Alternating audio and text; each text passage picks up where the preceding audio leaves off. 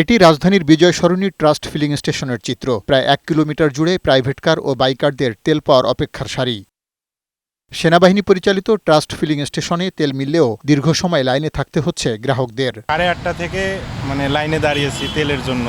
বান্দরবন থেকে যশোরে যাব, এখন তেলের ভোগান্তিটা হচ্ছে খুব। প্রায় 2 ঘন্টা পর পাইলাম, ঠিক আছে, নিলাম 1200 টাকার তেল নিলাম আর কি। লোকজনে এটা আছে যে এখানে আসলে আমরা তেলটা পাবো, নিশ্চিত পাবো, এই জন্য দীর্ঘসায়ী লাইন ধরতেছে। সংসদের পাশে আসাদ গেট এলাকায় তেল না থাকায় মধ্যরাত থেকে বন্ধ রাখা হয়েছে তালুকদার ফিলিং স্টেশন। তেল গাড়ি অন দ্য ওয়ে, তো আসার পরে তেল ফেলাই আমরা পাম্প চালু করে দেবো। উল্টো পাশে সোনার বাংলা ফিলিং স্টেশনে পেট্রোল আর অকটেন মিললেও ডিজেল সরবরাহ বন্ধ।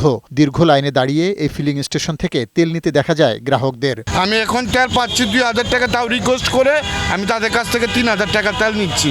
যতক্ষণ থাকবে ততক্ষণ আমরা দিব, আশা করি চলবে। পাম্পগুলোতে চাহিদা মতো তেল না পাওয়ায় চরম বিপাকে পড়েছেন রাইড শেয়ারিং পেশায় জড়িতরা। সকালবেলা আসি, আমার রাইড শেয়ারিং বাদ দিয়ে আসি, আমার তেলের সিরিয়াল দেওয়া লাগতেছে। এখন 2 ঘন্টা 2.5 ঘন্টা হয়ে গেছে, এখন পর্যন্ত তেল পাইনি। আগে যদি 1200 টাকা হইতো বা 1000 টাকা হইতো, এখন 400, 500 বা 600।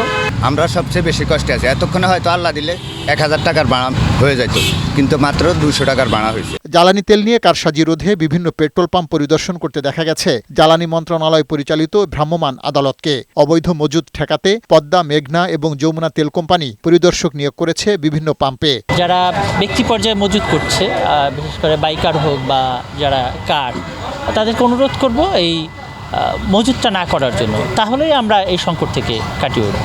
জ্বালানি তেলের সংকট না থাকলেও চাহিদা মতো পাম্পগুলো যোগান পাচ্ছে না বলেও অভিযোগ অনেকের। পার্থ রহমান, বৈশাখী সংবাদ, ঢাকা।